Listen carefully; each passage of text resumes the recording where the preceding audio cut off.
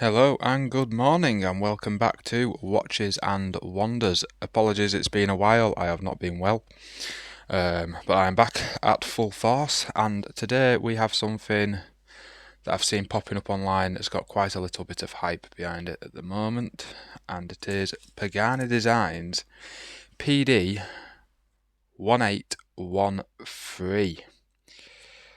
And I'm pretty sure people can see I've already put a video out on a different coloured version of this watch, but we are looking at a Tudor Black Bay 58 chrono homage from Pagani Design. So, before we get into everything, once again, it is myself, Tom, behind the camera, and if you'd like to see anything else I get up to, please give us a follow on Instagram at watches_wonders and on TikTok at watches and wonders. There I put up a few things to do with watches, a few things to do with my other parts of my life, like my bushcraft instructing and stuff like that. So if you would like to see a little bit else of what I get on with, please give us a follow on there. But right, without hesitation now, let's get into this watch in front of us because it is absolutely stunning.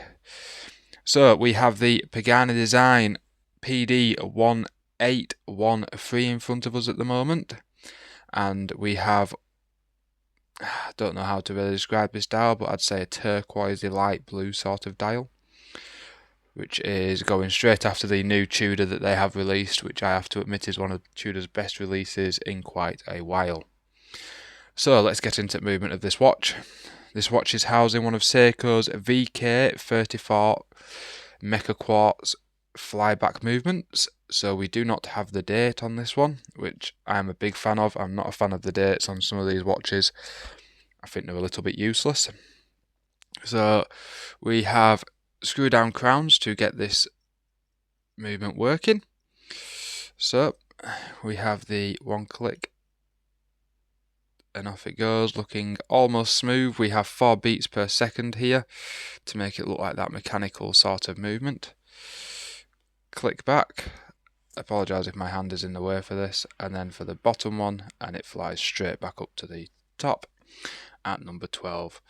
These movements are very reliable. They have about a 2-year warranty. They have about a 2-year life battery on them. Very, very reliable watches, or very, very reliable movements. So that's the movement out of the way. Let's try and get into the actual dimensions of this watch. So for the dimensions, we have, case excluding the crown and the chrono pushers, we have a case size of 39.5. We have a lug to lug of 48mm, so it does sit quite nicely on smaller wrists. We have a strap size of 20mm, so this thing will become an absolute strap monster if you're wanting to exchange the straps or anything like that. And we have a thickness of 13.2, so it is quite a thick boy for what it is.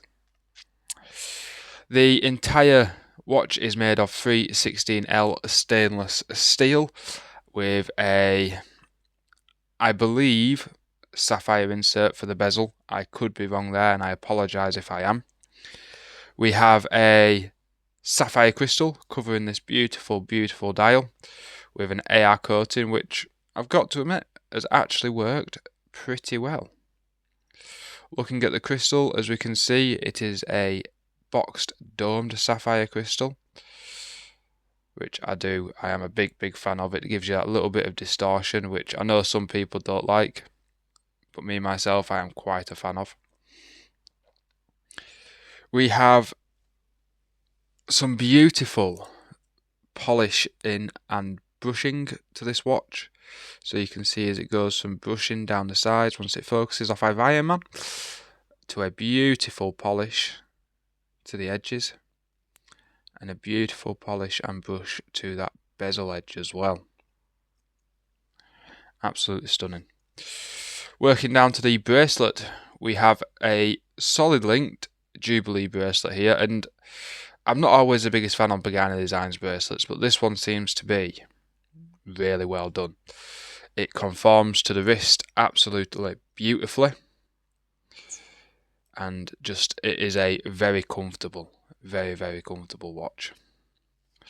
Moving to the back, we have a stamped milled clasp, which seems to operate very nicely. The one thing I'm not a fan of is I don't know why this clasp is so thick. Like, she's a big clasp.